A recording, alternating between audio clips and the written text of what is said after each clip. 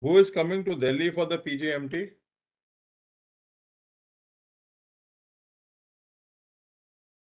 Anand, are you coming or Imanshu is coming? I'm yet to freeze my plans, sir. Mostly Himanshu and Puneet or some Sandeep is in Coimbatore today, tomorrow. Okay. Once he comes back, he has gone for some other meeting. He will come down. Because tomorrow I'm addressing the Rama people. Fantastic, sir. Refrigeration and Air Conditioning Manufacturer Association. Yes, sir. Yeah. I spoke to Tyag and Java Saab today. Very good, sir. Very good, sir. Some other issues, but anyway. Yeah. Anish, are we on live? Who? Yes, sir. We are live. Okay. We are live, by the way. Okay.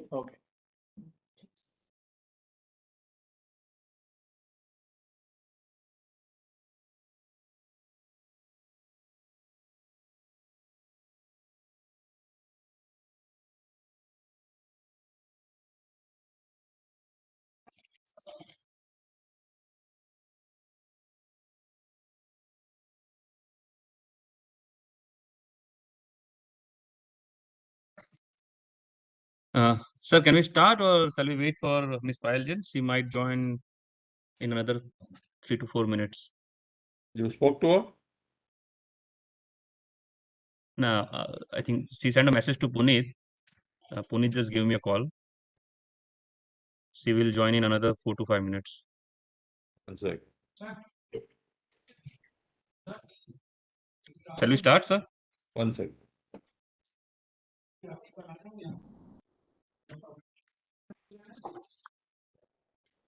Yeah, let's start. She's not picking up the phone also. Okay, sir. Okay.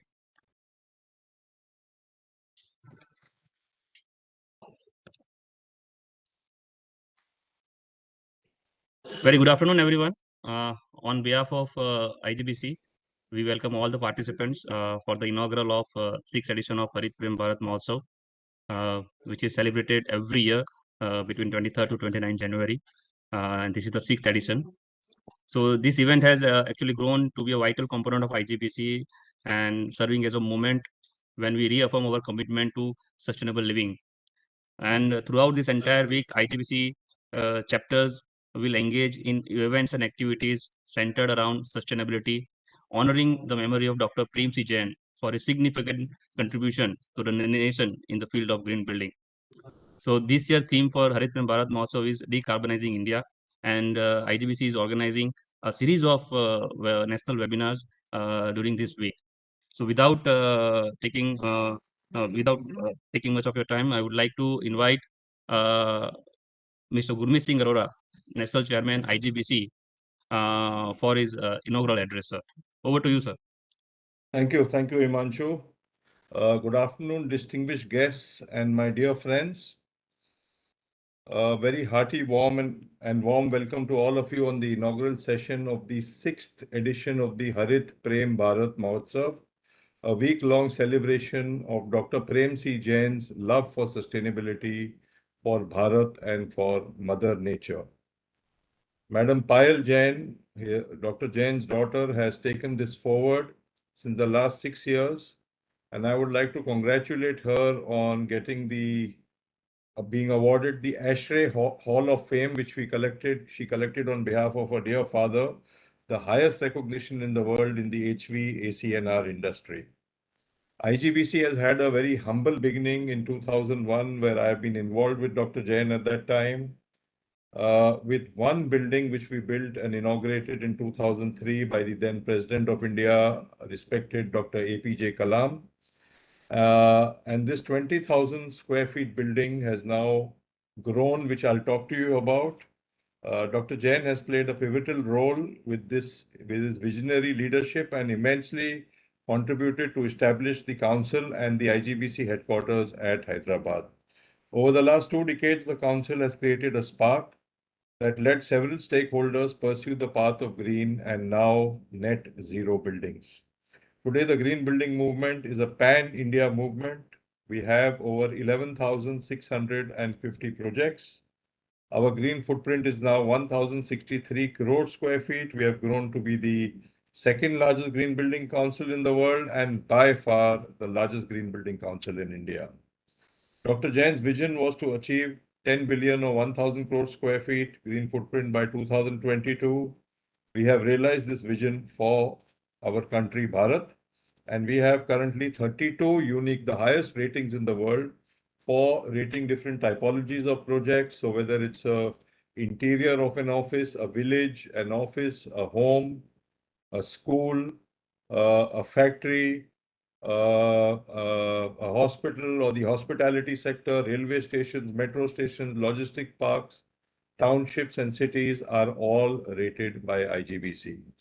I'm also pleased to inform you that we have now 29 local chapters all over India to serve you and to help us widen our reach and connect with the local governments all across. Today, we have 207 plus organizations as our founding members, and we have 2,000 plus organizations as our members. Now, when I talk of an organization, it can be 20 people, it can be 20,000 people. So when I talk of 2,000 plus organizations, the green building movement has really spread across the country. And maybe we have, if you look at the indirect and direct members within these companies, you will see that there are more than 5 lakh people who are motivated now to whatever they build or whatever buildings they have to convert them to green. Now, let me share some of the tangible impacts that have resulted from the green building movement in the country. We have saved energy of 126 billion units per annum, which is equivalent to providing electricity to the entire rural population of 900 million. We have saved water of 389 billion liters per annum, which is equivalent to Hyderabad's water demand for 1 year. Why I say Hyderabad is because IGBC headquarters in Hyderabad. So it's one of our favorite cities where we started from. So Anand, don't be partial to Hyderabad in future, right? We have reduced CO2 or carbon dioxide emissions of 103 tons, which is equivalent to taking off 117 million cars off the road for 1 year. Now, ladies and gentlemen, there are 2 main polluters or creators of CO2. One is the vehicle industry, the transport industry, which is evolving. That is a asset class which is built for 5 to 7 years. And after that, you change your vehicle, and obviously your vehicle emission and your CO2 emissions improve drastically, they get reduced. Likewise, we have Bharat stage 1, 2, 3, 4, 5, 6, and we are moving towards the electric vehicle revolution. But when you look at buildings which are built for a period of 50 to 70 years, it's an asset class which is responsible for 39-40% of the carbon emissions worldwide. 11% comes from materials used in buildings, and therefore we have the Green Product Council, where we have more than 7,800 products now certified as green. Not only for their embedded energy, their virtual water content, or their embodied carbon, but also their recyclability potential or energy efficiency or water efficiency. And 28% carbon comes from operational carbon. So it's very important that all the buildings which are built here on from today must be certified green. So Dr. Jain's targets were 1,000 crore square feet by 2022, but we have improved on those targets. We have accelerated on those targets, and now our targets are to reach 50 billion square feet of green footprint by 2047 when India turns young at 100. And also that all future buildings after 2030 must be certified net zero carbon, energy, water, and waste to landfill. We have launched the net zero mission in the country, and just in October, we launched the net zero carbon rating because carbon is more complex in calculating the carbon content of materials, and obviously their potential to create carbon. And on the IGBC's mission on net zero is with a vision to facilitate India to become one of the foremost countries in transforming to net zero by 2050. As part of this mission, more than 350 leading organizations, of course, I would like at least 350,000 organizations to come forward in future, but 350 leading organizations of the Indian building industry have signed up to commit themselves that all their projects in future would be achieving net zero status. In fact, there are 1,000 signatories now joining the movement, and there are more than 100 projects which are in different stages of certification for net zero energy, water, waste to landfill, or even carbon. This is just the beginning, as I told you. The net zero movement has to catch on. Now, net zero does not mean that I don't consume anything or I don't live the life I'm living, but can I keep on drawing from the womb of my mother and not replenishing my mother's womb? What will happen? My mother will die. So this cannot happen. If I have to draw from the womb of my mother, I have to replenish the womb of my mother, and my mother will live on for my children and their children to come. And therefore, it's very important that we move together in this net zero movement and ensure that all built environment, I would not say even buildings, but built environment are certified as net zero. To facilitate green and net zero building movement in the country, IGBC has been organizing capacity building programs. We have IGBC accredited professionals, which are more than 6,200 today. We have launched the Green Education Initiative with a vision to enable India to have the largest pool of trained professionals in the green built environment by 2025. And we have written a course for the All India Council of Technical Education, where there are 9,000 plus institutes. We are also going to be working with the Council of Architecture to make sure that all 144,000 architects and 380 architectural colleges only imbibe and teach green attributes in all their institutes. We have an MOU with 16 top universities and institutions to usher the young minds with green and net zero concepts. In fact, ladies, I would like to congratulate the Prem Jain Memorial Trust, and Ma'am Payal is here.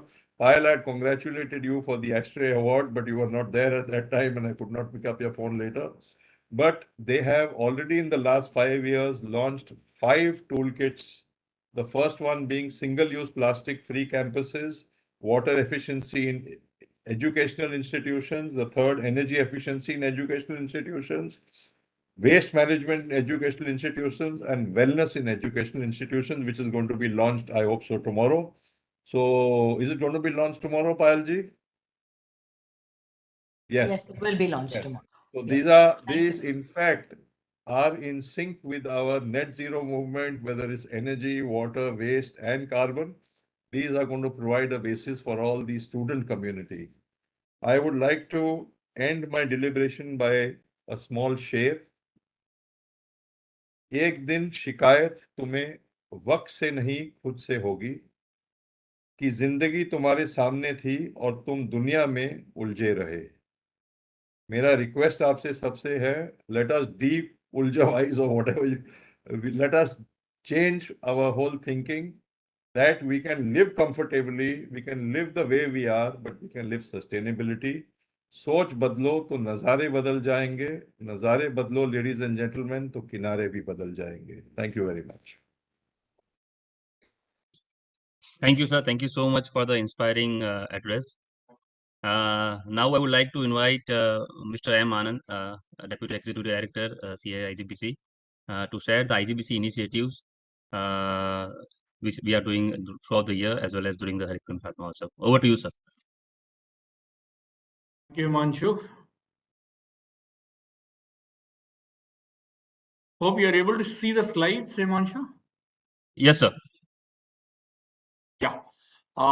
Once again, a very warm welcome to Payal Jain, Madam, founder, trustee of Prem Jain Memorial Trust, and then Gurmit Singh Arora, our national chairman for IGBC, who was involved right from the day one, along with Dr. Jain Saab, in the same very place where I am part of this program in Hyderabad, IGBC headquarters, from 2001 onwards. And we also are very pleased to have architect Sandeep Shikre, who is the chairman for the IGBC Mumbai chapter. More than that, for me, he's the chairman for the IGBC's Net Zero Carbon Rating Program. And the theme for the Harit Prem Bharat Mahotsav 2024 is decarbonizing. So this rating program is the most effective tool to decarbonize the buildings and built environment. And then we do have architect Ankur Sanghvi, who's a great friend of all of us in IGBC, who's involved in the design and making our own IGBC headquarters as the green building and getting the world's greenest building title in 2003, who has worked very closely with Dr. Jain Saab also. So with this very brief, once again, we in IGBC are always very privileged and always look forward to this Harit Prem Bharat Mahotsav celebrated along with our Dr. Premsi Jain Saab's birth anniversary, which falls on 26th of January every year. And then, as you could see, this amazing colorful logo, the Harit Prem Bharat Mahotsav, our PJMT Trust has given 6 beautiful colors with the 6th edition. So this is a center wherein Dr. Jain Saab was actively involved in the designing of the whole building, aligned with the vision of having how the Indian tradition and technology can coexist, and made IGBC's Indian Green Building Council, IGBC headquarters, as the world's greenest building in year 2003. And then this has become the India's first platinum rated building, who you heard from our chairman. And this building has been inaugurated by then His Excellency late Dr. APJ Abdul Kalam Saab, in the presence of the Honorable Chief Minister and our chairman, Mr. Godrej, and other dignitaries. After that, we never looked back. With the support of all the Indian construction industry stakeholders, we in IGBC, which is formed by CA in year 2001, with the vision of enabling sustainable built environment for all. When we say all, this goes beyond the human beings. The flora and the fauna is also equally important, as Dr. Premsi Jain Saab always insisted on taking care of the biodiversity, taking care of the bottom of the pyramid. So this always is more of an inclusive movement. In the process, we want India to become one of the global leaders in sustainable built environment by 2025. So with this vision, we all started galvanizing with the support of all the Indian construction industry stakeholders. We in IGBC, as a part of the Harit Prem Bharat Mahotsav 2024, we salute all the Indian construction industry stakeholders who are supporting all our initiatives ever since we started in 2001. Today, as we present to you all, we have 11,600 plus projects, right from Kashmir to Kanyakumari, from Kohima to Kutch, cutting across all the 5 climatic zones. 10.62 billion square feet of spaces adopting our IGBC's rating program. This is also one of the visions set by Dr. Premsi Jain Saab several years ago, when India is about to, or when India is celebrating its 75th year of independence, that is 2022. India should have gifted 10 billion square feet going green with IGBC to the whole world. So with the support of all the stakeholders led by our national chairman and the executive board, we were able to achieve this. Once again, it's a very proud moment for all of us in Bharat and as a part of the Indian Green Building movement. So we are also a founding member. IGBC is the only council in the country which is a founding member of World Green Building Council ever since it started in 2004. There also last year, when World Green Building Council celebrated its 20th year of celebrations, they acknowledged Dr. Premsi Jain Saab's contribution.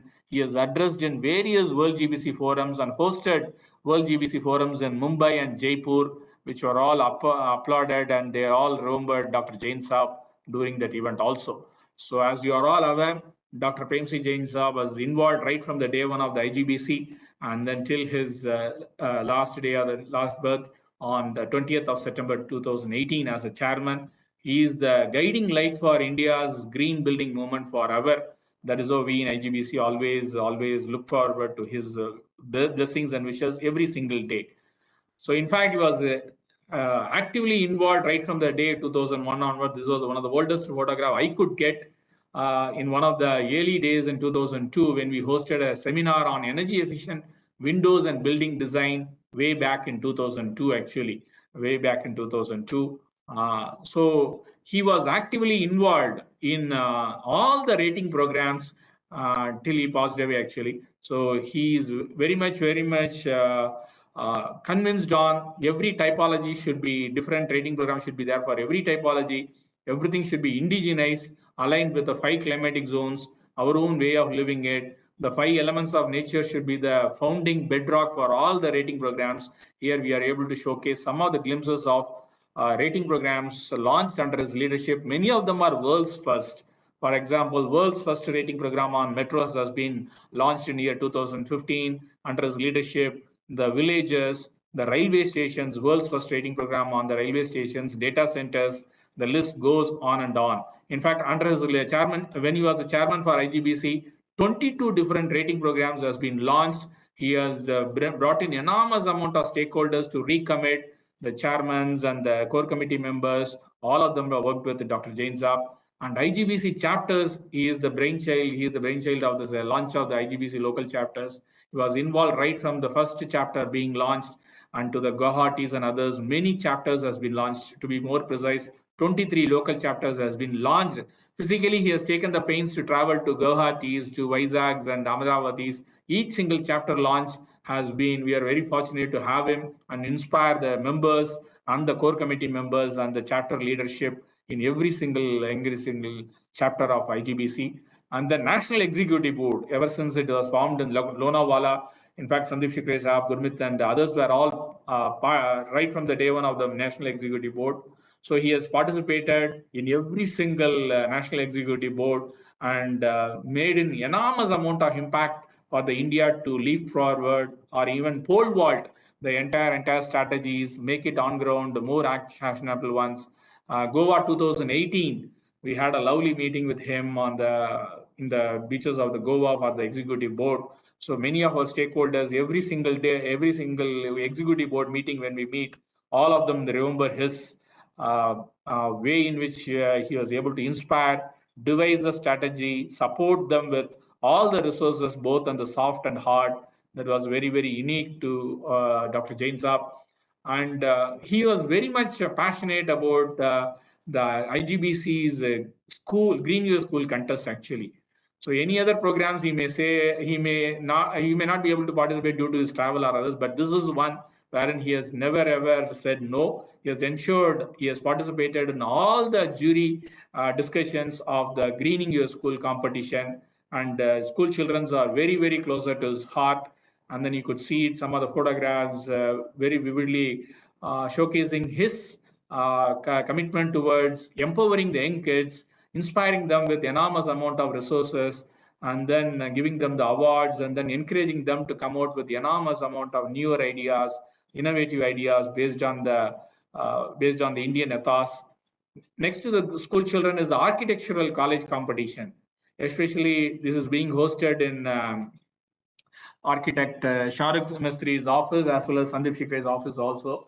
So he always, he was very, very, very keen in participating. He loves this particular activity for 2 days.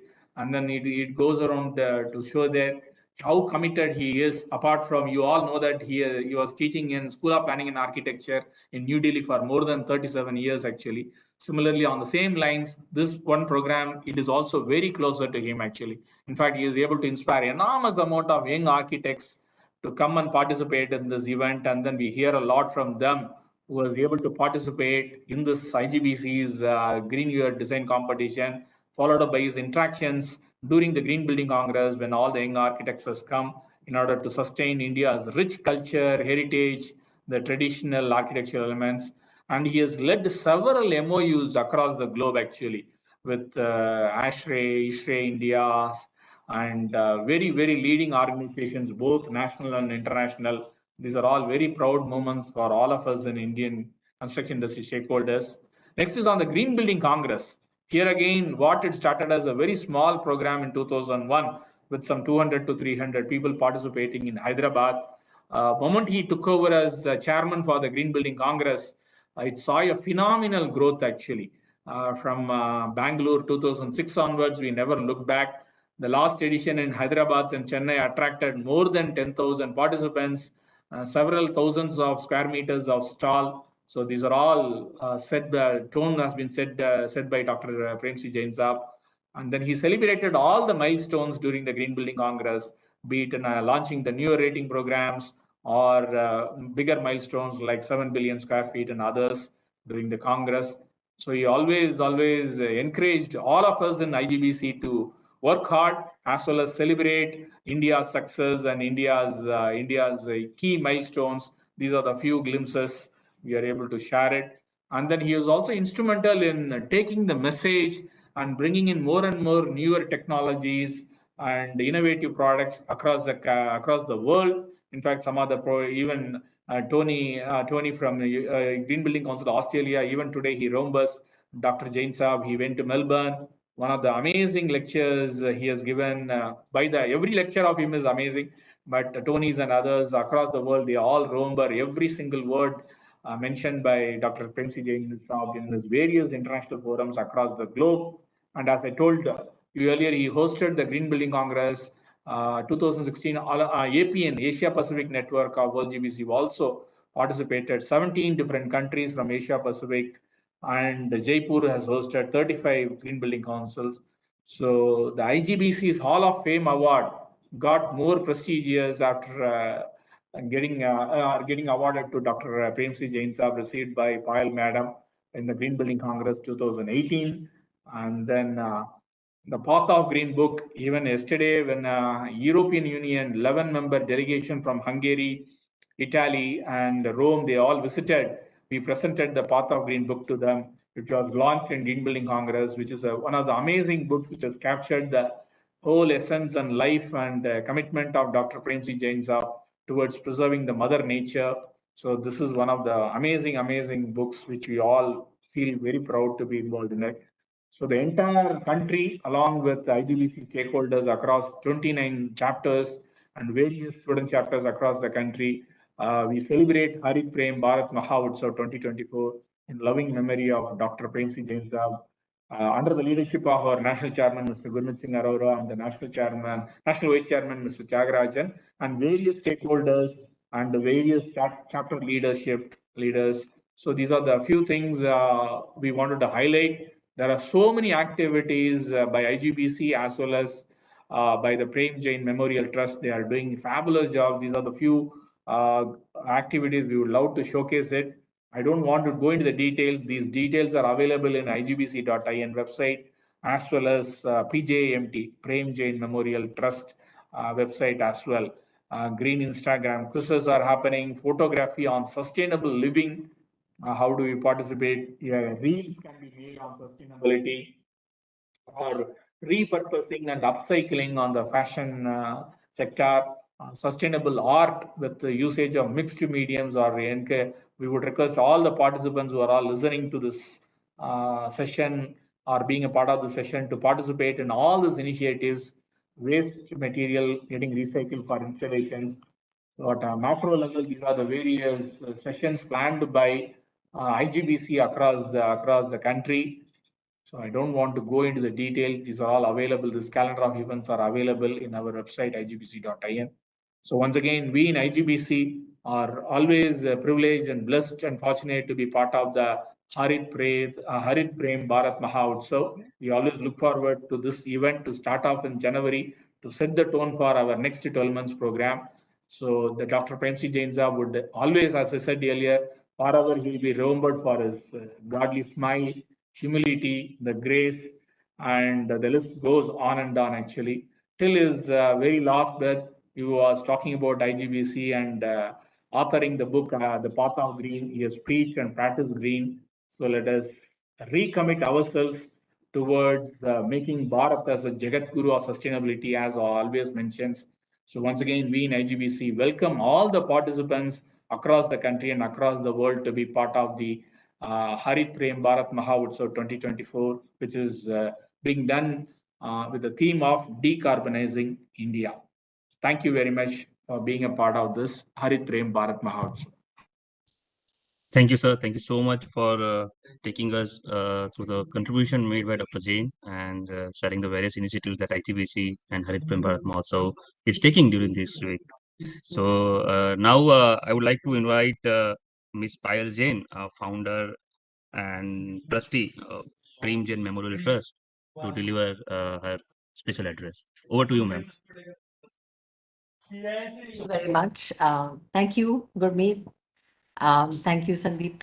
Thank you, Anand, Himanshu, Ankur. Thank you very much, everybody, for being here. You've said everything there is to say. I can only say thank you. We are blessed to have IGBC walk hand in hand with us. all the strength that PJMT has had in the last 6 years, the work we have done together. And I think there's just so much more to be done. As Gurmeet said, if you change the way you think, you can change the way you build, the way you move ahead. And if you nurture your mother, she will nurture you, and it's vice versa. So I really don't know what to say. I'm sort of at a loss of words. I've just received this huge Hall of Fame award, which was a very emotional moment for me. And this is another, seeing Anand go through all of this. I just invite everybody to please join us. You are our larger family. Please join us, be part of this, join us in the Mahotsav. And the more we are, the stronger our purpose, the more difference we can make to this planet. Thank you. Thank you, ma'am. Thank you so much for your kind words. So with this, we would like to move with our technical session. And I would like to now invite our first speaker, Architect Sandeep Chikre, who is a chairman of IGBC Mumbai chapter and also president and CEO of SSA Architects, who will be taking us through the decarbonization journey. And he will be focusing on blueprints to green prints, decarbonizing the built environment. He will be focusing on this topic. Over to you, sir. Thank you. Let me start sharing my screen. It's an absolute pleasure today. And thank you, Payal for personally being there and receiving the award on behalf of our beloved Guru. It is really, really great of you. And also for your efforts for carrying this legacy of Dr. Jain through a PJ, and your leadership along with your colleagues at PJMT is going a long way and is actually keeping that remembrance with us. Dr. Jain and my association have 20 years, and he's the one who has actually initiated my path on this particular to a thoughts, and thoughts will then convert into an actions. Is the beautiful message that he has engraved in our mind, and that has actually inspired many, not only me. With each one of us, his radiant smile and warm hug is and happy to be this edition of our Harit Prem Bharat Mahotsav. And I'm sure this particular legacy will continue for many years to come. His love for the students is very well known. And of course, this course and this particular session is also going to inspire a lot many young minds. So I will just begin with my presentation, which talks about the today's topic, blueprints to green print.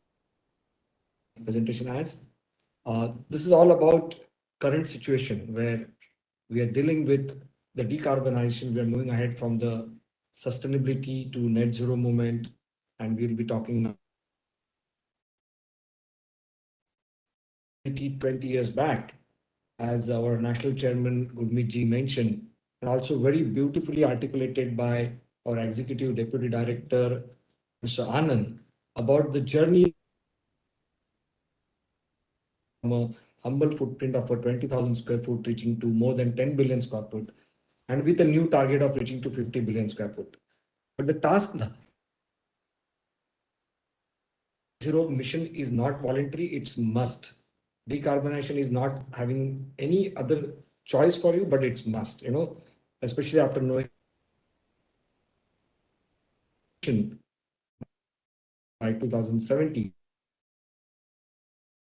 should be done. Many of us will know that 37%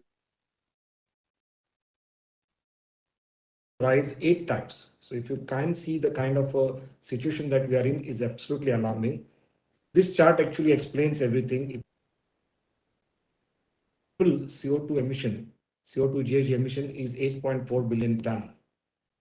And with a 1.3% annual historical growth, it will reach to 14.5 billion ton CO2 GHG emission. And that means the temperature rise will go up by more than 6%, and half the world will become unlivable. In fact, and a very alarming situation. And unless and until all of us collectively start looking at it to abate this particular movement going towards this kind of a temperature rise, and the climate change, we will be in a very, very tough situation. There are several researches, analysis, and exercises have been conducted to abate this particular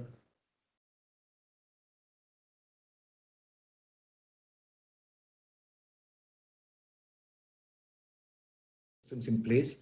This chart also explains about the largest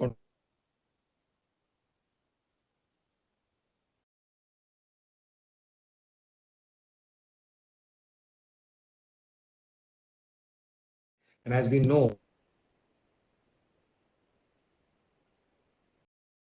1.5 to 2 degrees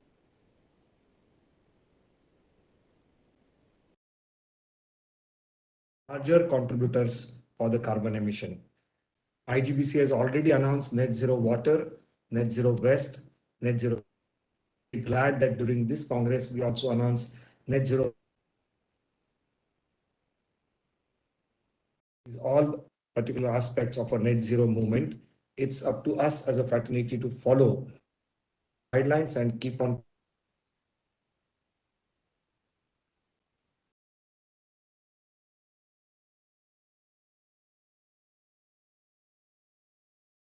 operational carbon.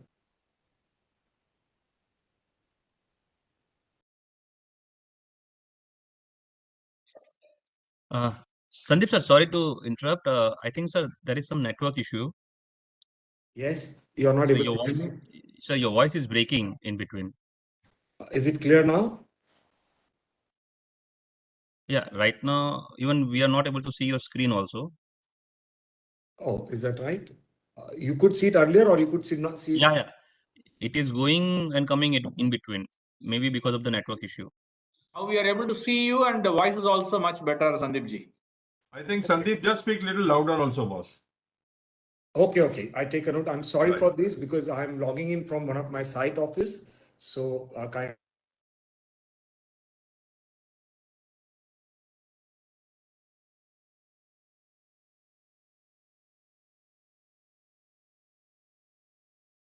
is an embodied carbon, which is a one-time carbon emission that takes place when the project gets continuous throughout the life cycle of the building and the built environment. Are very important, and this chart clearly explains that the embodied carbon contributes almost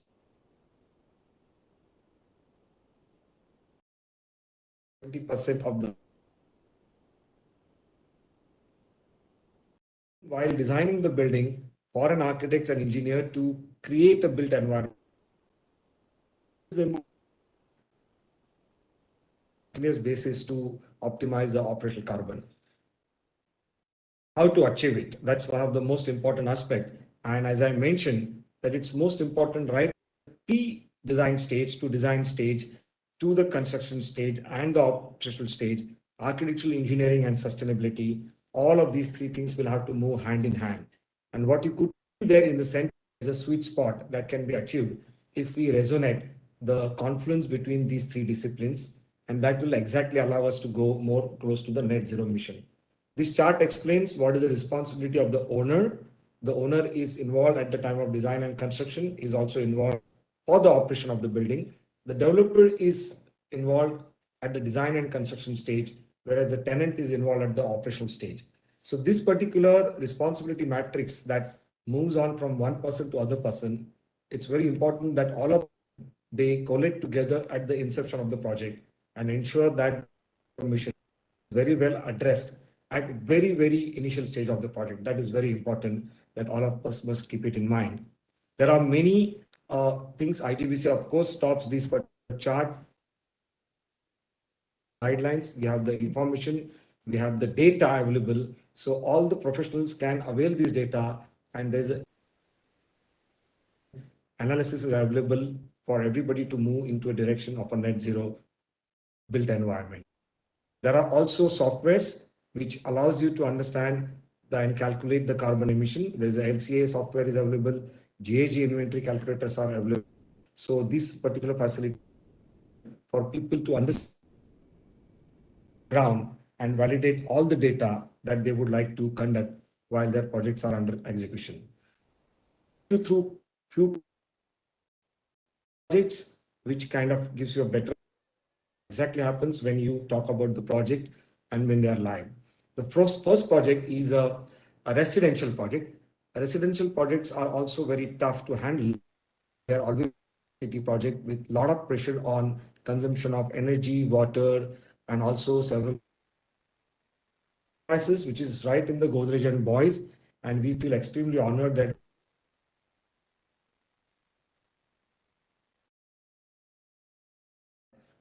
pre-certification as a platinum from the IGBC.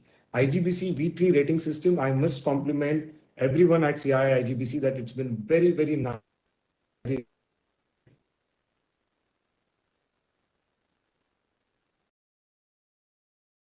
Any other rating system in the world.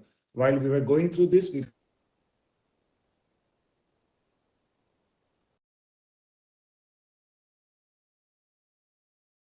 wellness.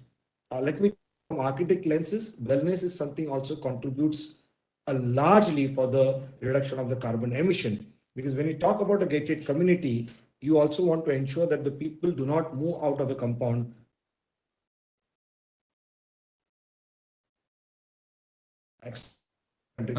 Sorry, sir. Sorry to interrupt you, sir. I think there are many messages are coming because of the voice is breaking, sir. We are not able to understand.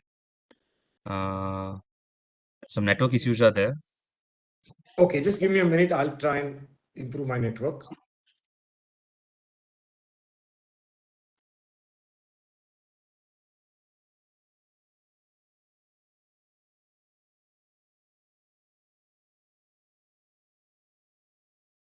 Just give me a moment. I'll just give an additional network there.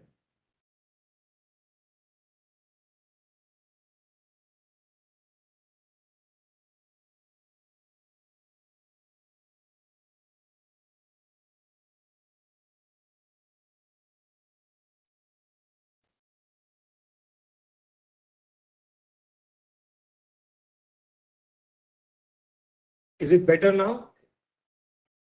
Yes, sir. Yeah. So this is a case study which is a residential gated community. And as I was mentioning that one of the important aspect is also well-being. And this particular premises have two towers, which has got around 325 apartments. So there's almost a population of 1,500 people within one small plot. And also it has almost one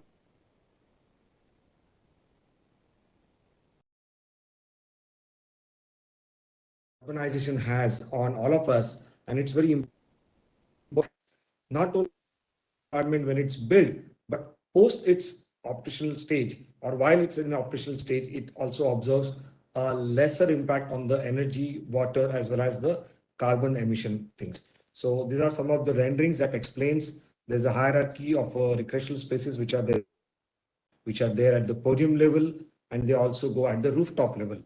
These aspects of the social, emotional, physical, and several other things which also helps us to keep the people within the compound and mostly avoiding their going outside the compound, again contributing toward the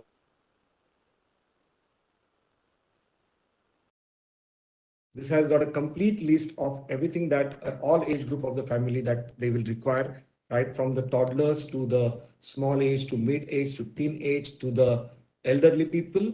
And that has been distributed in a very sustainable manner, whereby you have the ground space, which is on a mother earth, you have a podium, which comes at the parking level top, and you have a beautiful rooftop where there's a sky bridge, which actually allows you to have a proper bonding and also social interaction with your neighbors and the people who are in your community.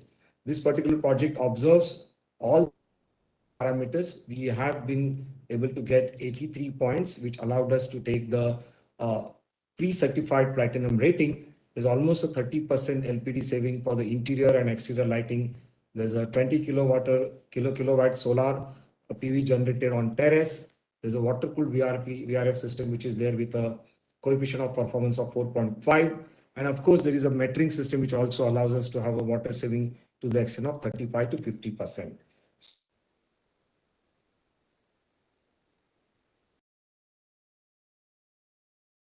Move towards a less carbon emission.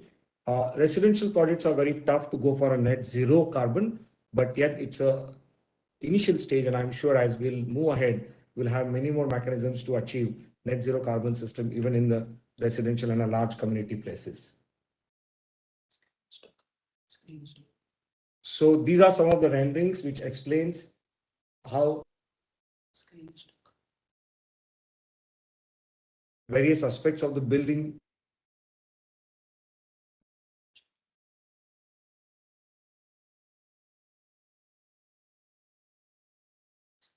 So I think, again, my network is an issue there. Oh, it's better, sir. Okay, so you can see the screen moving ahead, right? Yeah, we are able to see the beautiful cars and the entire landscape. Yeah, I'm glad. So basically, this is an attempt to express as to how do you create an environment within the gated community and keep people happy, and naturally that will allow us to have a lesser consumption. Of course, includes energy, water, and finally it will translate into a lesser carbon emission. This is a sky bridge which is almost at 150-meter high, which gives you a both as that Godrej campus is there in a eastern, has a stunning view of a mangroves on one side and a beautiful city view on the other side. The building rendering, the project has already began. We are anticipating that it will be completed in 2.5 years, and it will be one more addition to IGBC Platinum rating system. 10 square foot, Gurmiji, our contribution is 500 million square foot. It could be a 2 to 3% of the achievement that IGBC has got, and we feel very proud and privileged to contribute worth to do as an architectural practice. The next project, which is again very close to my heart, this did not get built, but I'm hoping that it should get built very fast. I'm sure is aware of this particular project, which we had envisaged 4 years back to come up with the GBC2 new building. As all of you must be already a GBC.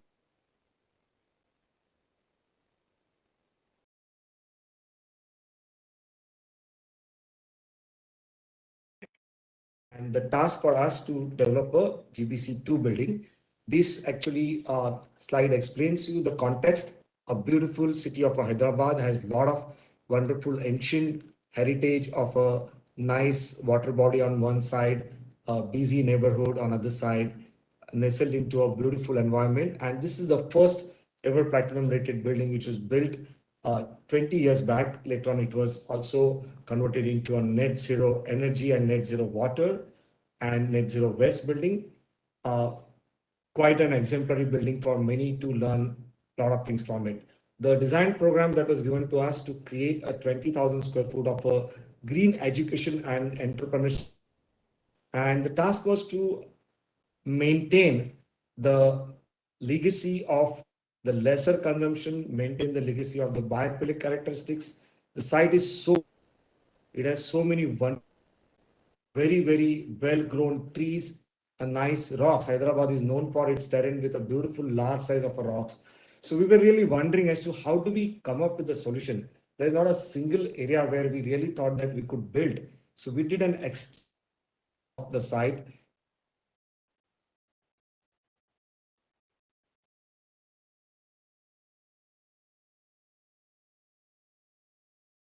And respect the actual nature which is already there. And we did a lot of exercise by putting our team there on site, taking analysis of each and every square foot of the space, looking at the behavioral pattern. And that actually started giving us a direction as to how do we start identifying. So the wind studies were done, several microclimate responsive studies were done. And then we said, okay, let's have architecture where we do not want really the built environment to have a very overwhelming intervention.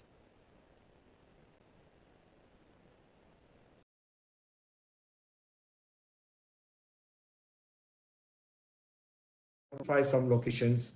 We did detailed survey of deep green covers, protected green covers, a little less denser green covers. And of course, we had to study the setback, which is a statutory requirement that allows us to put our foot.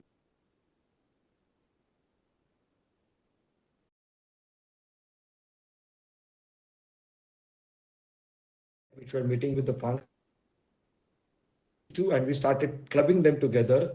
So without having any preconceived notion of a build form and then trying to put it over a site, we started searching the site telling us as to what form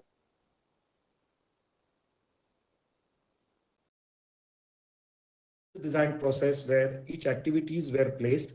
Some of the activities were there on a ground floor, very, and that's how the overall build form was taking shape. All of these trees which you see it on a screen were maintained. We had a very minimum disruption of the tree. Will be nicely transplanted. The studies for that transplantation was also done. And that's how the overall shape has evolved.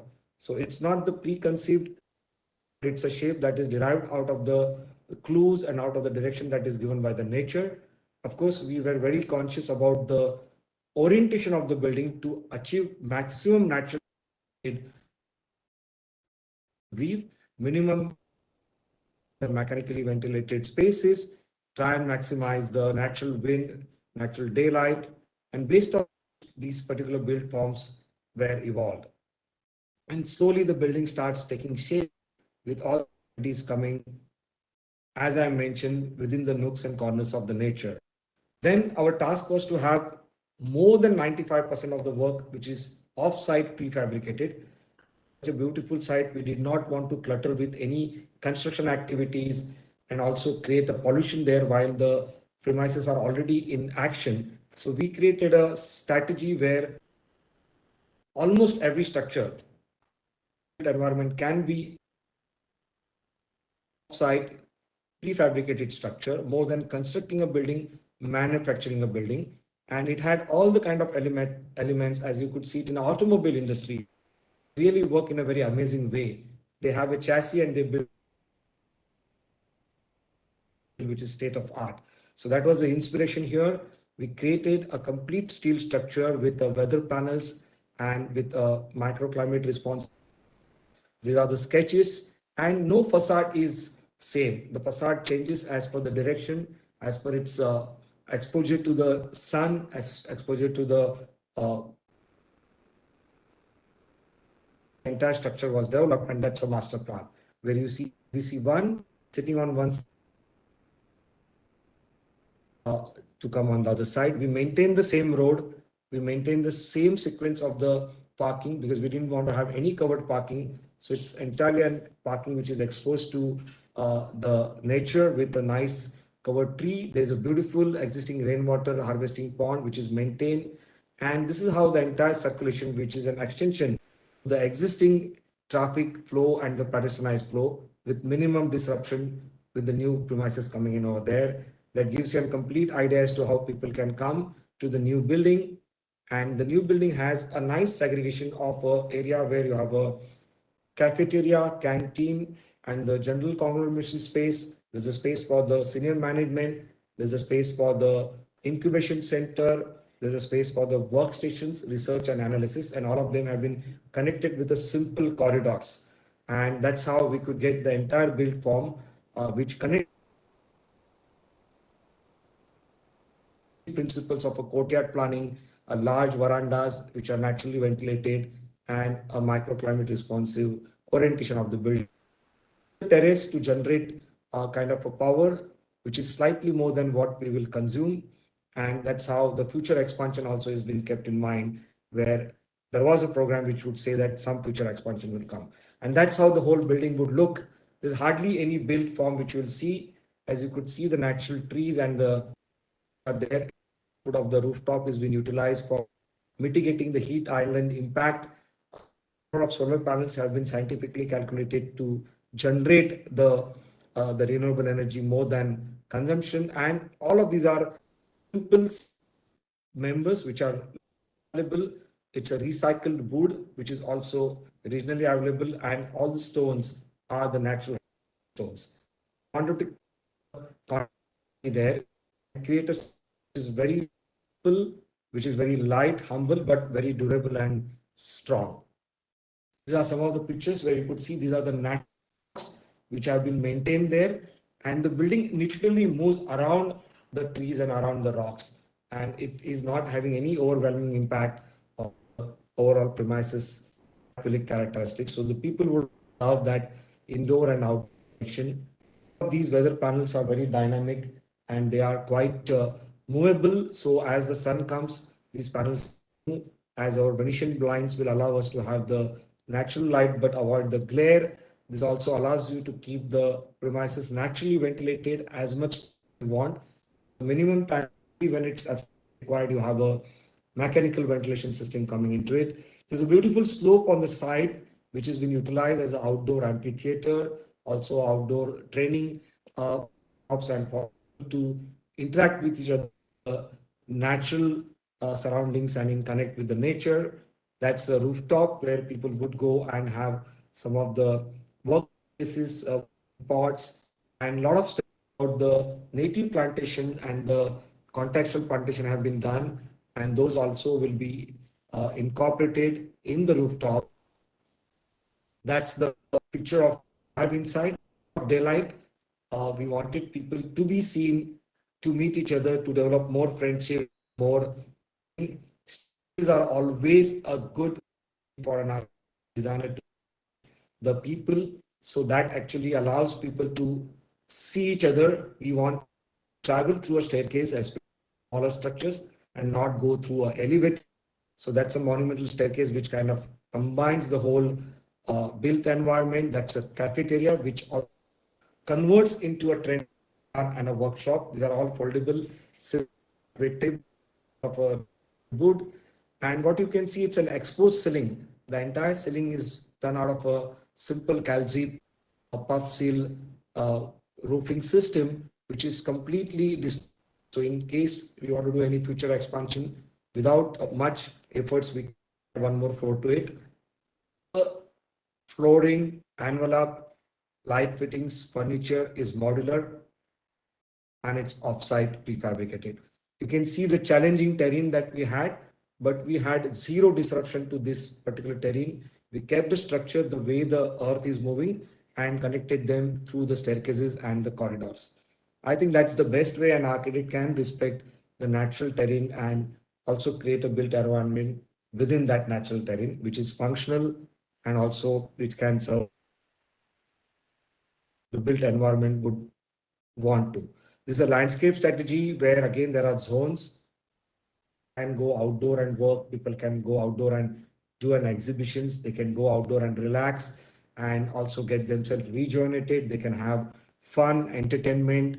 They can have a good connection between GBC 1 and GBC 2.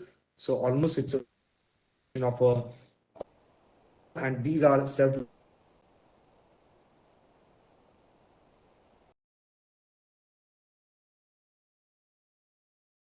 natural wind coming into each and every corner of the building.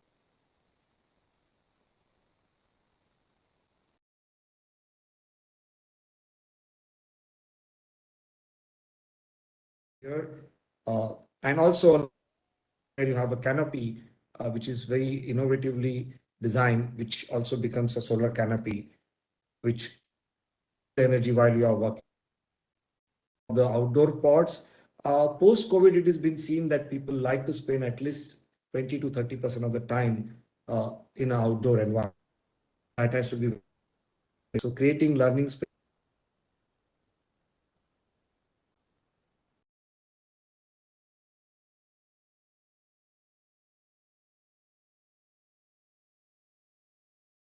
Kamal Mittal, that the indoor plants have a lot of strength to keep the indoor environmental quality fresh and also generate a lot of oxygen through this patented plant. And that's also has been a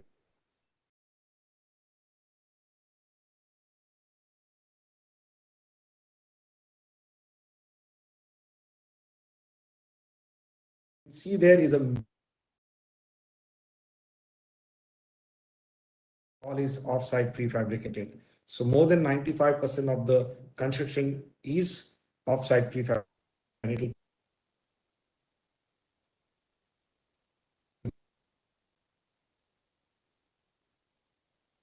so on. MEP strategies, our MEP partners worked very hard to ensure that we consume ensure that you optimize your consumption. And that's how we could place our services for various high side equipments. And this actually explains that we could achieve for 629 square foot. And we could get the building envelope for 1 watt per square foot. Our energy intensity is 1.15 watt per square foot. And you can see the kind of an exemplary performances that could come. LPD is also 0.5 watt per square foot. So the message here is that if you do a good job along with your engineers and sustainability experts, your consumption is less, and that allows you to go to your net zero much easier and much smoother. Based on that, we have, of course, green building is our own home ground. There was no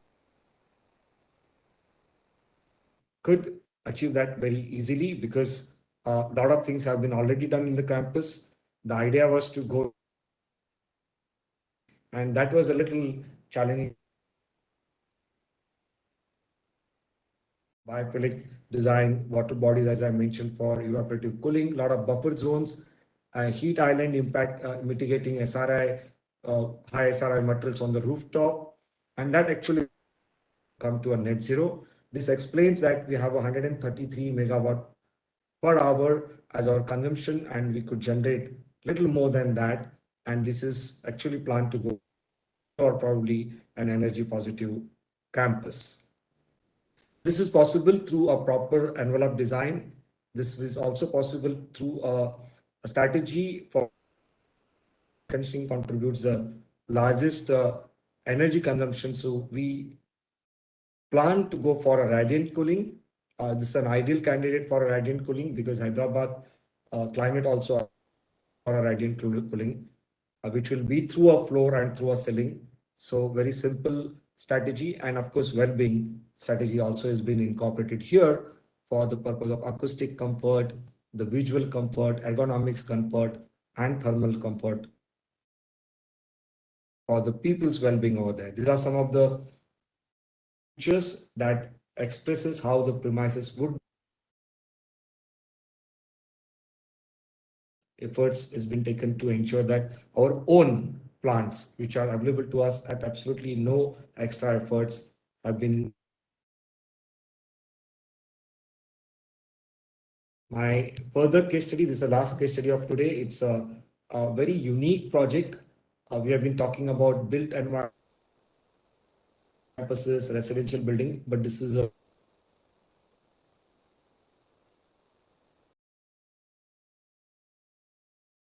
national soil memorial. Many of you must have visited this or must be knowing about this. This is actually a energy positive uh, monument. This is known as National Salt Satyagraha Memorial. All of us know that in a gentle way, Bapuji shook the whole world. And this is actually for assault. And Bapuji played very smart because the freedom fighting movement was going lull. And he took this particular excuse of salt satyagraha and fought with Britishers and ignited the freedom fight movement again. That's why this particular march has a symbolic historical importance in the Indian freedom fighting history. This march began at Sabarmati Ashram. Bapuji walked 241 miles. He actually walked on a 24 days. He stopped at 24 places and he delivered his speeches, which Britishers could not stop because this was for the salt satyagraha. And as I mentioned, that actually ignited the freedom fight. So the concept here was developed to create a memorial, which is not a static memorial, but an experiential memorial.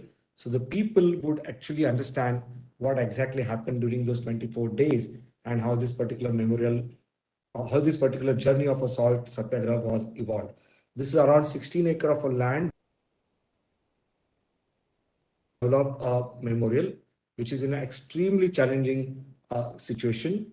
There's a soil which has no load bearing capacity, rotten soil, resources around for the water supply, power supply, for any of the drainage system. This is the plot which is next to Saifi Villa, where Bapuji gave a concluding speech, and that speech was uh, successful, and Britishers agreed to remove the tax on the salt. So that is a place from where this particular monument begins. So we did a deep study of the entire march that had taken place from Sabarmati. This is a master layout where you see it on the right hand side is a Saifi Villa from where the people would start their journey for this particular monument. And this 16 acre of a land has a 4 acre of a water pond, which has been done with a lot of extensive complex science. As I mentioned, it's a very challenging soil. Thanks to IIT Bombay, they have been with us right from the beginning, and the concept and the entire engineering has been done by their stalwarts. As the walk was next to the river, we thought of creating a water lake there so that you get that experiential moment. That's an aerial picture when the project was getting done. This is a bridge where actually Bapuji started his journey at Sabarmati. We took details of this bridge in minutest way and we depicted that. And this is the bridge where you start your journey. So it actually gives you that impact and that experience as to how that journey had began way back. And that's how you start moving towards a monument. The entire monument has no barriers, as Bapuji never believed in any barriers. It has a very simple chain link fencing just to ensure that it has a very minimum interruptions for the boundary of the entire monument.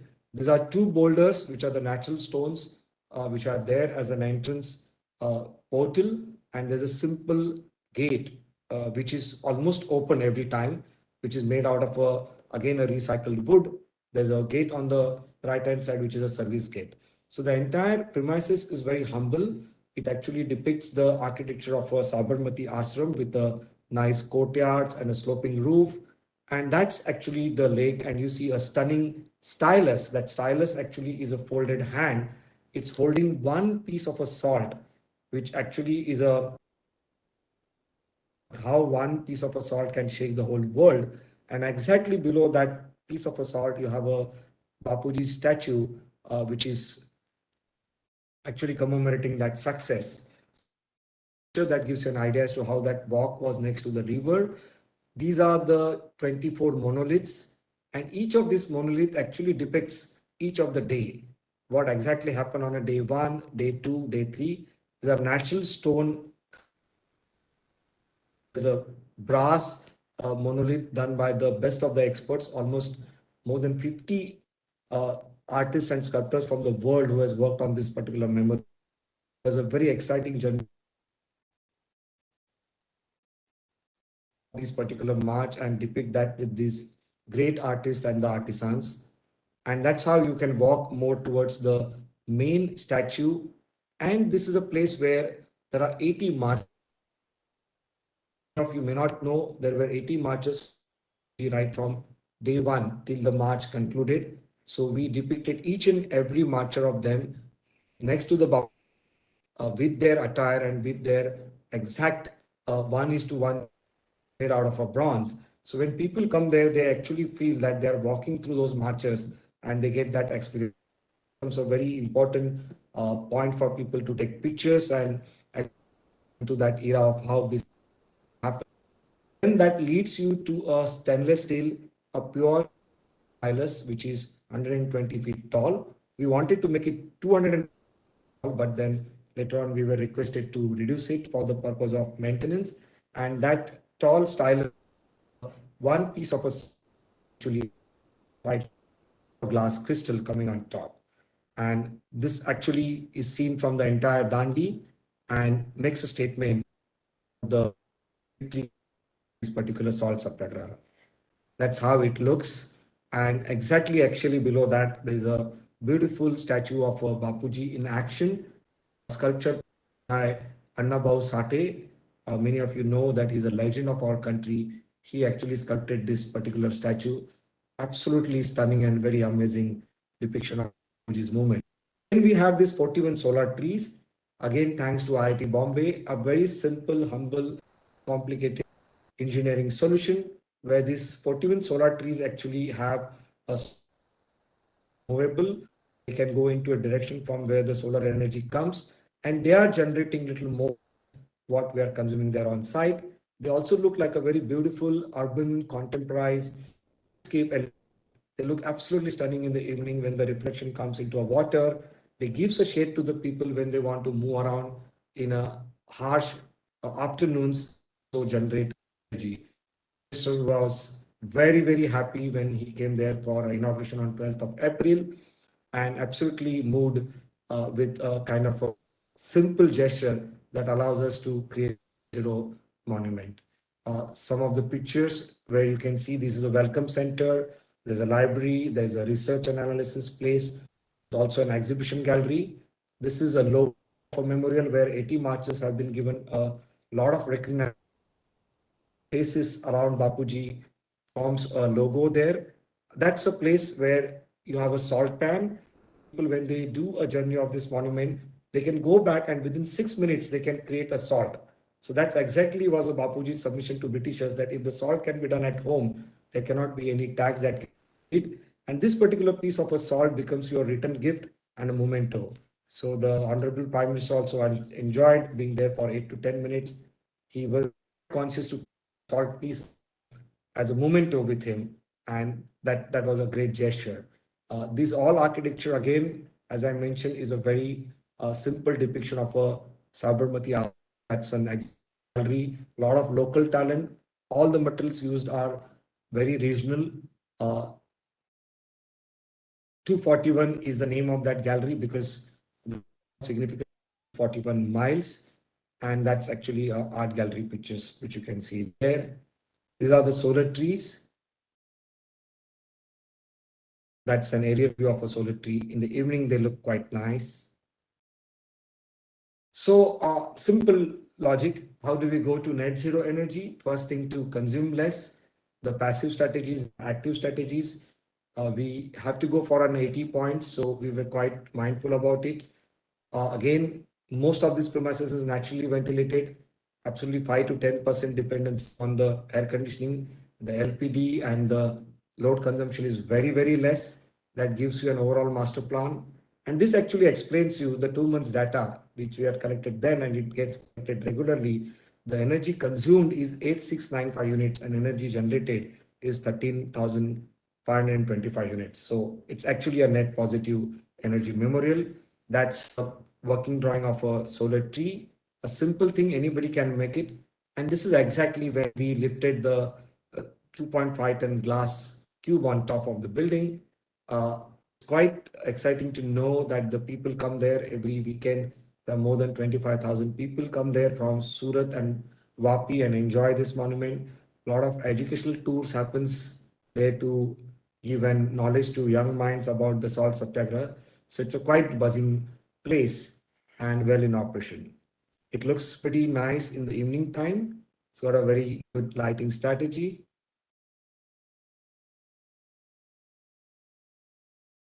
And you can see again, it's very organic. There's a very minimum interruption to the natural terrain over there. That's a stunning stylus which shows that piece of a salt in air. And that's again one beautiful picture there, which actually aligns with the sunset over there. Thanks to all the IIT Bombay stalwarts. Without their contribution, this wouldn't have been possible. There are several people who have contributed to make this monument come true. Extremely challenging site, extremely challenging environment. I'll just end my presentation with a small film.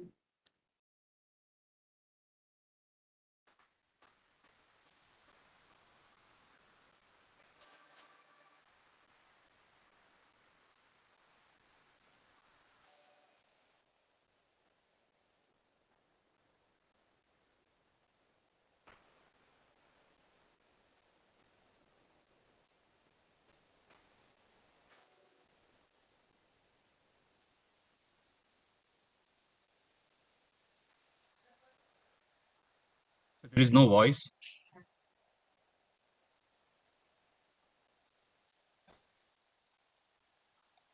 So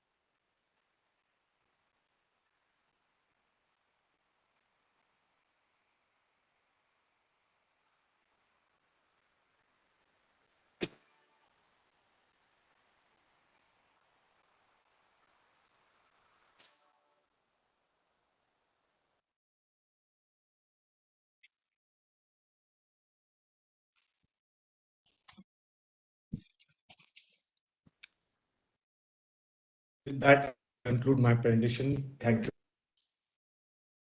Thank you so much, sir, for the wonderful presentation and taking us through various case studies as well as various passive and active strategies which can play an important role in decarbonizing the built environment. Thank you, sir. With this, we will invite our next speaker. Before that, I would request all participants to kindly share their all questions in chat box or Q&A box so that we can take it up after this presentation. So with this, I would like to invite architect Ankur Sanghvi, principal architect at AMA Architects, Rajkot. Architect Sanghvi has been a part of many IGBC rated certified green building project as an architect as well as green building consultant. And he's also a core committee member of developing of IGBC green home rating system as well as existing building rating system. He's also a member of National Building Code Committee for development of a new chapter 11 on sustainability. He will be presenting today on building envelope design, low carbon pathway. Over to you, Ankur bhai.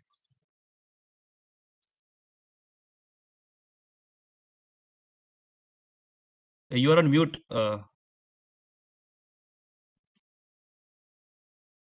Okay. Thank you very much, Himanshu bhai. Can you hear me now?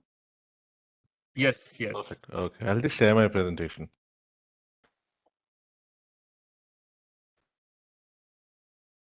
Okay. Can you see my presentation Yes, clearly? yes, Okay. absolutely. So, we've been seeing and reading a lot about the need to decarbonize. You read a lot about resilience. You read a lot about global warming. And one of the questions that I frequently come across is from a lot of people is that, I mean, I know that greenhouse gas emissions happen, global warming happens, climate change happens, but how does it really impact me?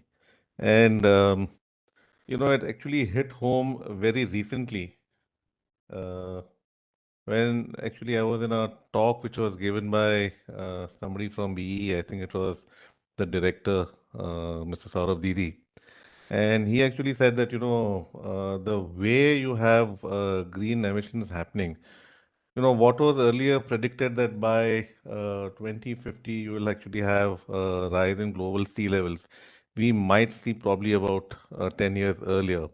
And what will happen is that, you'll have Surat in Gujarat, which, will be submerged. You'll have large swaths of Mumbai, which will actually be covered in sea unless you have a sea wall over there. And similarly, you have places in Odisha, you have the whole coastal India, where probably more than 30 to 40% of our population lives, would be very, very affected by, the rising sea levels. And what would happen is that, if your temperature rises beyond the 1.5, which has already started, and once it reaches to about 2 degrees, this year we saw what happened in Chennai, where you actually had very bad floods, and you had floods twice, within a span of 1 month. So you have climate change, which caused that sort of flooding.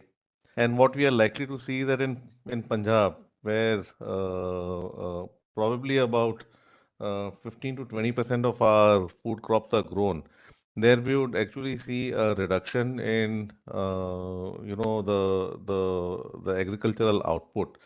And what will happen is this will affect the whole Indo-Gangetic plains, where a very, very large part of our population reside, and then they would start moving towards the coastal areas. Now, coastal areas also being inundated, the sort of a scenario that we are coming up with is that, you'd have a very, very dense population staying in a very small area, unable to grow their own food. So, we are looking at a huge potential nightmare unless there is something that we do about this situation. Earlier, Sandeep talked about, and even Gurmeet ji talked about how buildings contribute to almost 39 to 40%. These numbers keep varying, whether it is 38 or 39. It is a very, very significant amount of contribution that you have due to building construction activities. So 28% is just, heating and cooling of buildings. And then you have 11% which goes into manufacturing of materials. So this is the sort of a CO2 generation that we have. Now, whenever I see these numbers like 700 million or 900 million, they actually do not mean a lot to me when I see those numbers first up. So I was just trying to compare. 700 million square meters of built environment which will be constructed means that we would be adding at least one city of the size of, say, Chicago every year to India.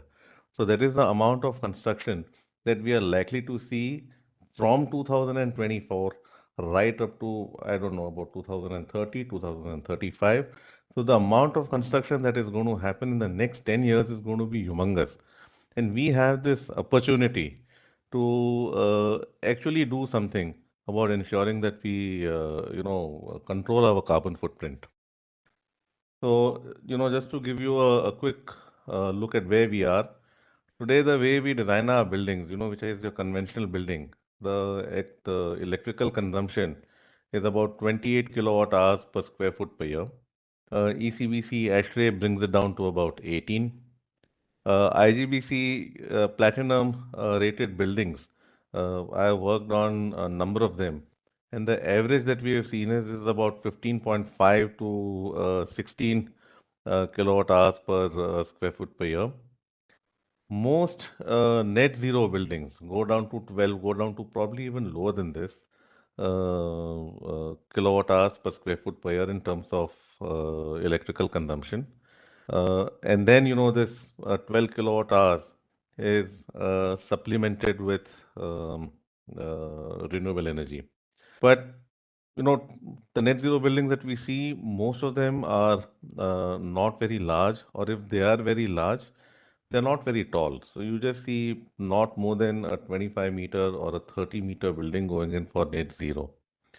This can only increase if we bring it down to a target, which is 5 kilowatt hours per square foot per year. So we've seen, in fact, this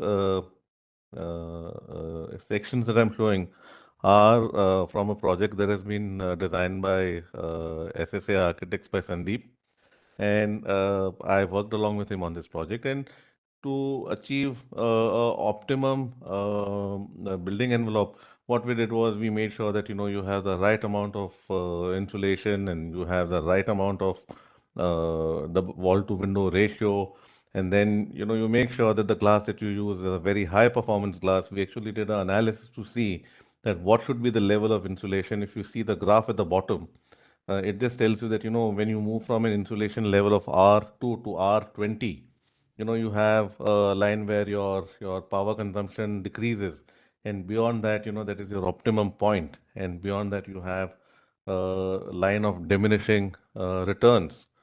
So we chose the right sort of insulation based on our simulation outputs. And you can actually have equipment efficiency, where you go in for high performance chillers, you go in for water loss, low water loss cooling towers, you go in for efficient pumping systems, VFDs, CO2 sensors. So all of these passive features can be incorporated. There are probably more than about 60 to 70 IGBC super platinum rated buildings. Anand, you can correct me on this number later on. I'm sure that it has gone higher than this.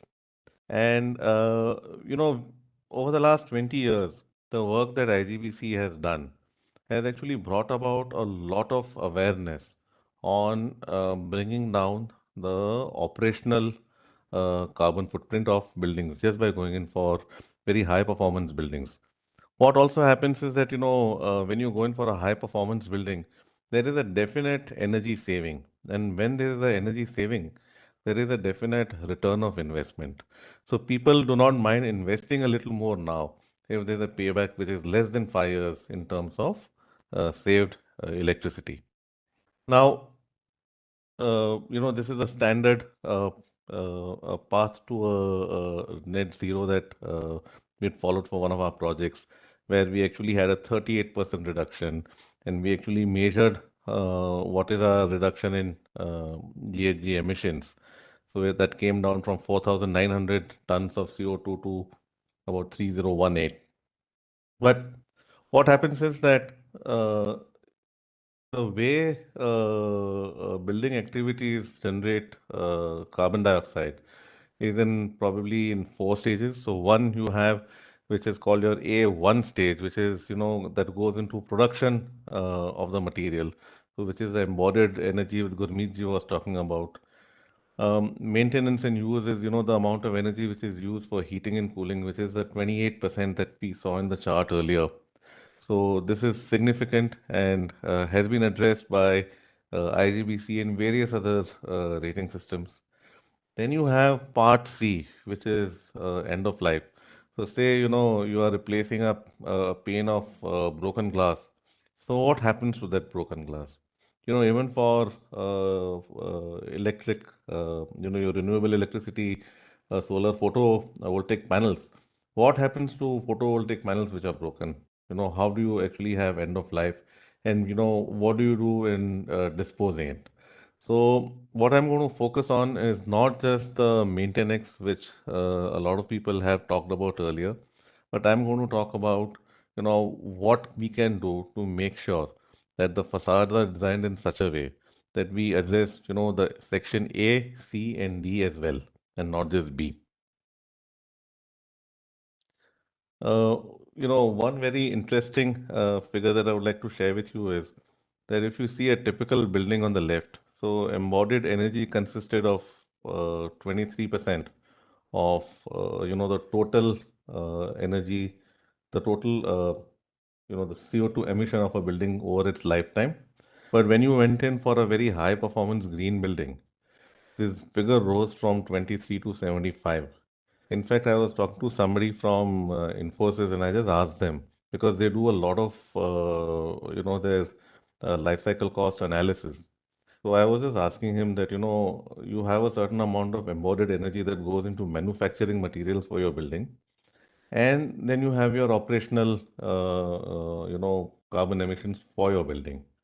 So what is the ratio between the two? So this gentleman told me that, their calculation actually shows that it takes them close to 30 to 33 years of operational energy usage to meet the amount of embodied carbon that has gone into construction of the building. So that means that, you are spending that 33 years, wala, your emissions up front. So the point that I'm trying to make is that, we need to have a more balanced look at the carbon emissions.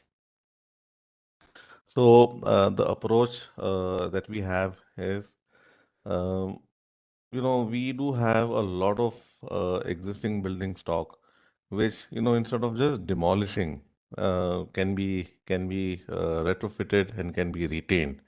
And here you will have a significant savings in terms of at least the embodied energy that goes into construction of the building. Typical examples, I worked on this Godrej Bhavan project in Mumbai. You have Tata and Sons project in Mumbai. Also, if you travel to Rajasthan, you will see a lot of these old Havelis, which have been retrofitted and converted into hotels.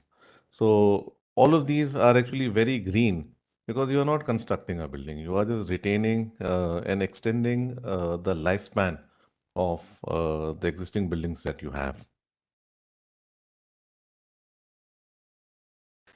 Uh, my favorite building, this is in, I think it's in Gurgaon, and this is the Eicher Volvo headquarters by Romy Khosla. And what they have done is that if you see the whole facade consists of sleeper wood, and this is actually a material which was probably going to be waste. You have those railway slippers, which the sleepers that hold the two railway tracks in place. So now, since the last, I think, almost 10-15 years, they've been replacing those wooden sleepers with concrete sleepers. And the wooden sleepers are waste material, but in a way, if you see, it is, very well seasoned wood. And, this architect has actually taken the initiative of reusing what would have been a waste material very beautifully in this building. So, if there is any construction or demolition waste, if there is any waste from any other source, I mean, there are a lot of examples, where you can have a resource reuse, where you can use a waste product from another building over in a new building. Something like, say, even China Mosaic. Uh, Another low carbon alternative is use of local materials. They help a lot in reducing basically the transportation cost of moving your material of construction from the factory to the project site.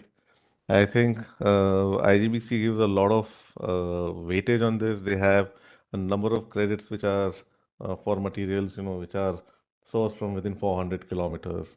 So this has been recognized and addressed by IGBC as well in their systems.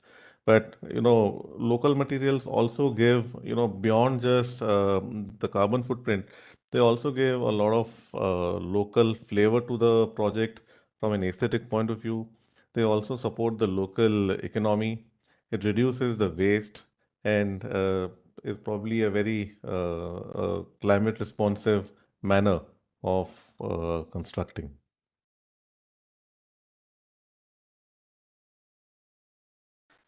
This form factor plays a very critical role. If you see, you have four different floor plates where the area of the carpet area of each building is the same. But if you actually see the facade area, and if you see the number of the amount of CO2 emissions that you have for different shapes of the building, there is a difference from almost 103 tons of CO2 to 176. So you have almost 75% increase in CO2 emissions just by changing the shape. On a very interesting note, if you see the way the IGVC building has been designed, it is also in a circular form. And, I was involved with the design, so I know that that circular form actually came from the fact that we wanted to, optimize the amount of building facade that you have for the given carpet area.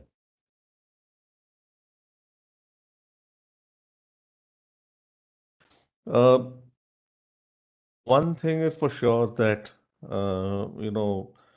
we can reduce the amount of carbon emissions that we have, but we cannot go to a total zero carbon emission just by design or just by using a certain type of set of materials.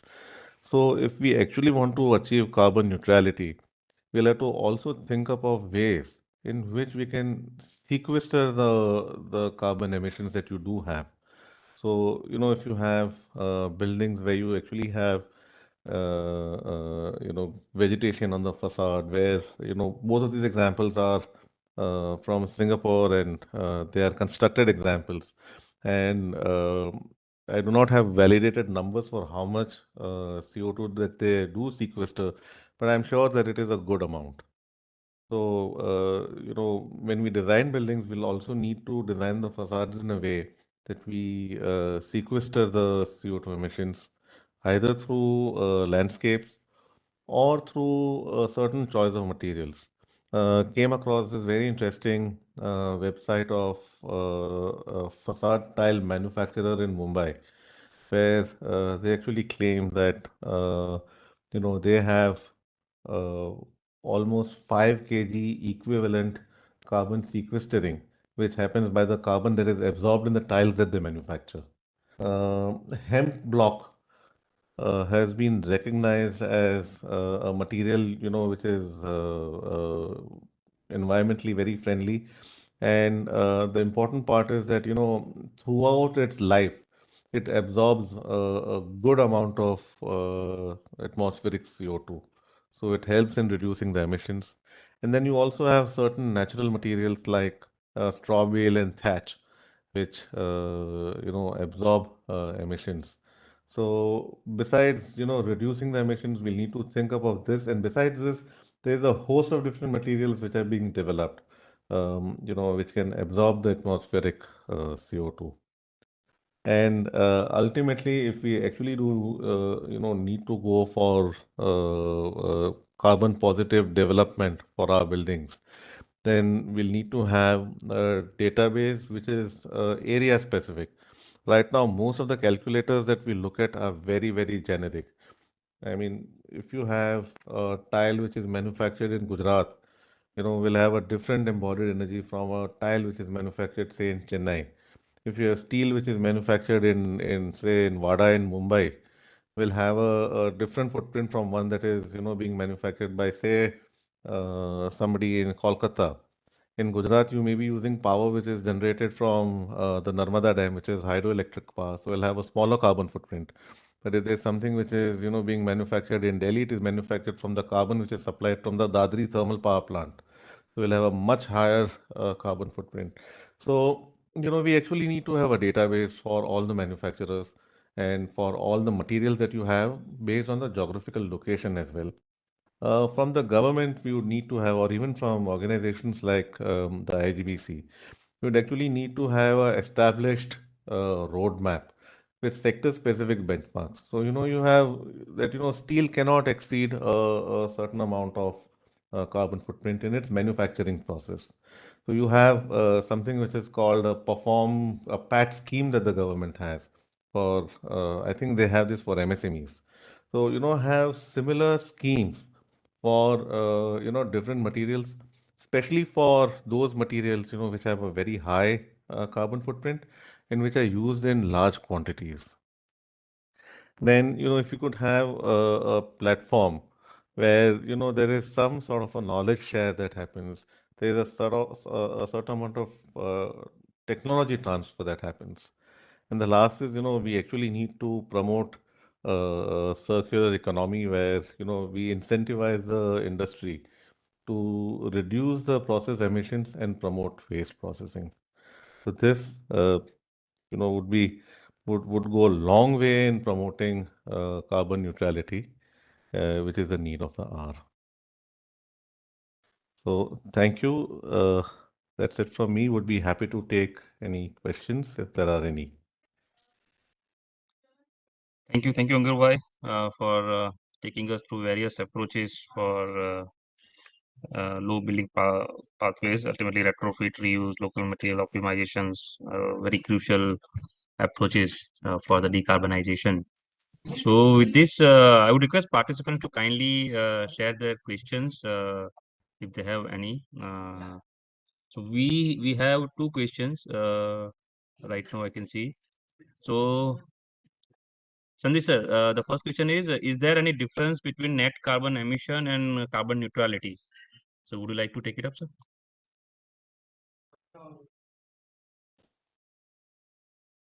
Sandeep sir? Yeah. The question is there any difference between net carbon emission and carbon neutrality? Yes, actually, these are, interrelated. The carbon neutrality is where we are reaching towards net zero carbon, and carbon emission is the tool by which you will actually calculate the content of a GHG emission.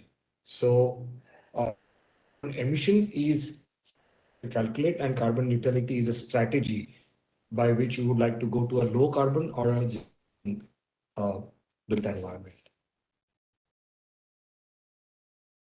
That addresses the question. Could you hear me or you couldn't hear me? Yes, sir. Yes, sir. Anything Ankur wants to add, you can add, Ankur. Uh, I think they're asking about difference between net carbon emission and carbon neutrality. See, net carbon emission is the carbon footprint that you have, and carbon neutrality is what we are aiming at, where the amount of carbon emissions that you have are equal to what you are sequestering. And the sequestration can take through various means. Either you grow trees, but trees, to be very honest with you, do not sequester more than say about 1.2 tons of carbon a year. But anyways, that is one way of doing it, and the other way is you actually generate clean power, and then you sell that clean power. So that is the way you would sequester carbon. and ultimately you are making up for whatever carbon emissions you have and achieving neutrality. So, there is a key difference between the two. Thank you, Ankur bhai. The next question is there any case that shows carbon emission reduction by using modular construction? How much carbon emission can be reduced for square meter by using modular construction? Ankur bhai, would you like to take it up? Sure. See, what happens is that when you go in for modular construction, in a way, the emissions that you have on your site would now happen at the factory level. But they can be controlled, number one, if they are being made in a factory, and number two, if you have some sort of say you are using a furnace, or say you are using certain carbon emission generating processes, there are ways in which you can clean it up a little better. So I would say yes, by using modular construction, you can definitely save carbon emission. As to how much emissions you can save, I would just go on that on a case-to-case basis.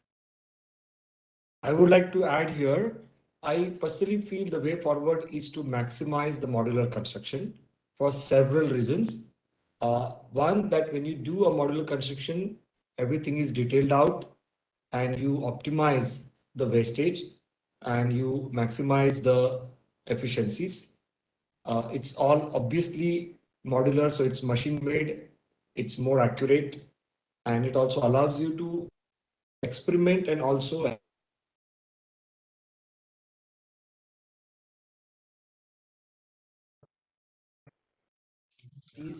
where you try to do on-site construction, the movement of a labor, the movement of the resources, the movement of vehicles coming in and going out. So it's a complete regime of several challenging situations coming up on site. So modular construction is the only way forward. Currently, large size of affordable housing, huge amount of stock of affordable housing is happening in megapolis, where uh, in terms of 100,000, 200,000 houses have to be built in a span of 1 year and 1.5 years. There is no way cast in situ work can achieve that kind of a target. And there have been a wonderful examples where currently L&T built a 16-story of our building in 96 days, and which is perfect sustainability, longevity point of view. So I personally feel that modular construction is the strongest tool for, first of all, reduction of carbon emission and also in terms of several other aspects. Thank you, sir. Thank you. So we'll take a last question. Please light us with net zero versus carbon neutrality and how India is reaching to 1 minute.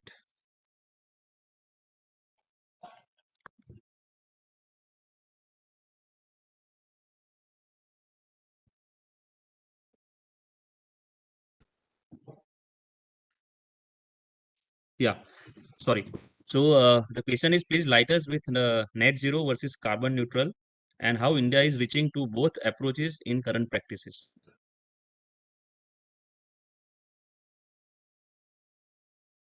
Ankur, so we have been talking about it in the Okay, I'll just, I think Sandeep is, anyways. So when you talk about net zero, what you are talking about is actually reducing the amount of energy that goes into running the building. So now your constructed building, your heating, your cooling, your air conditioning, lighting is totally based on renewables. So that is net zero. When you're talking about carbon neutrality, what you're talking about is also the amount of emissions or energy that has gone into manufacturing the material that you cannot change now. But what you can do is you can sequester that amount of carbon through other means that I mentioned earlier.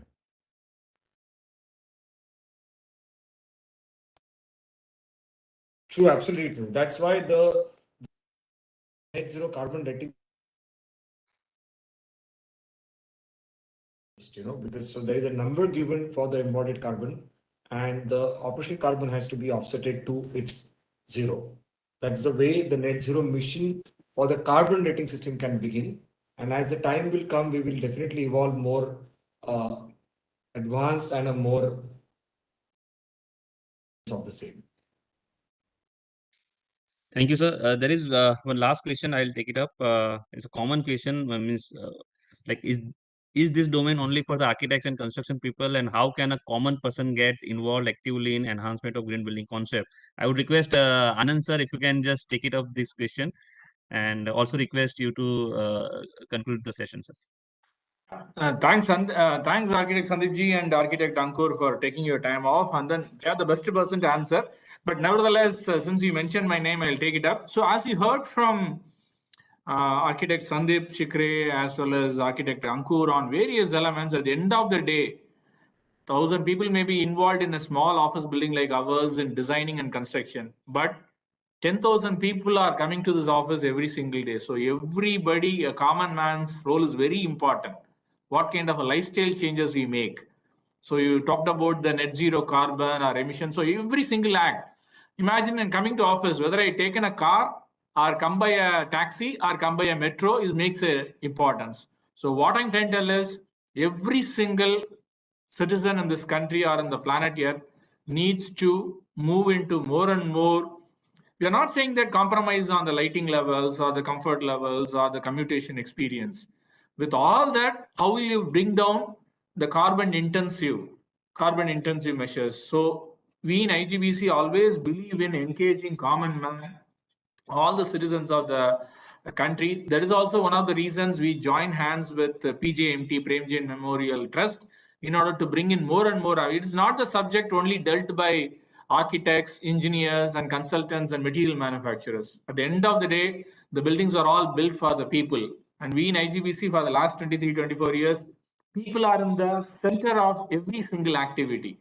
That is the reason you would have seen we go to the school children, we go to the architectural colleges, schools of planning and architecture, engineering colleges. So we wanted to capture them young. All of them are not going to come into industry, only on the architecture and the civil.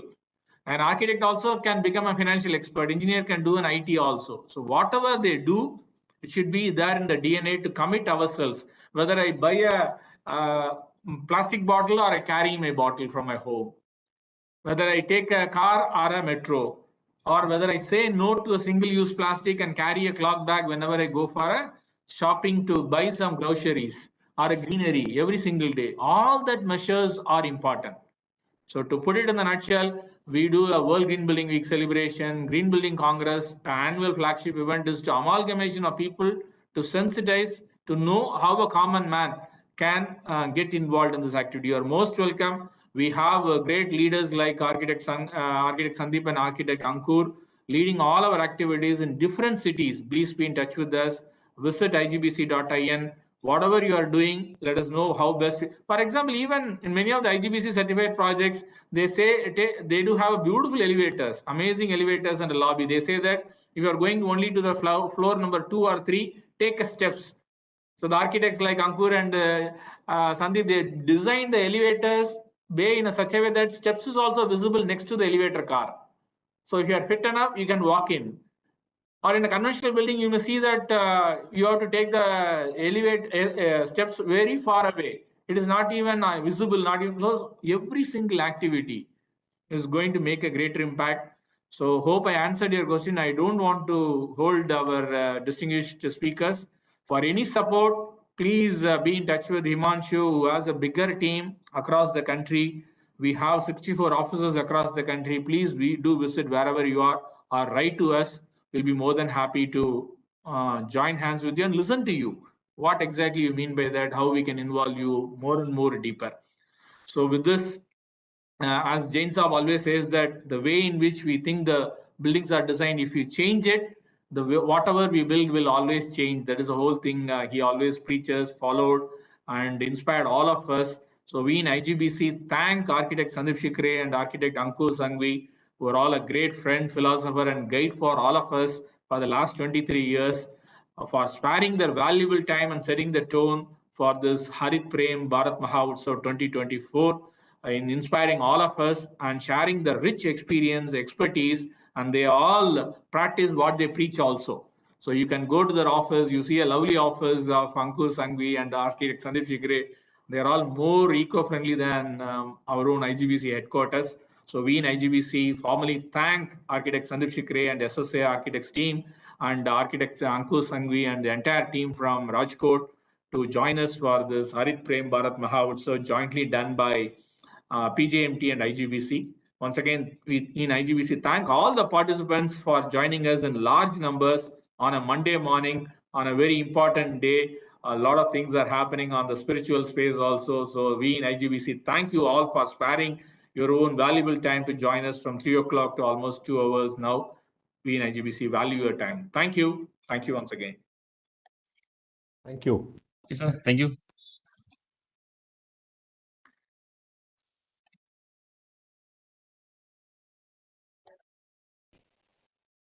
Thank you, Sandeep ji. Thank you.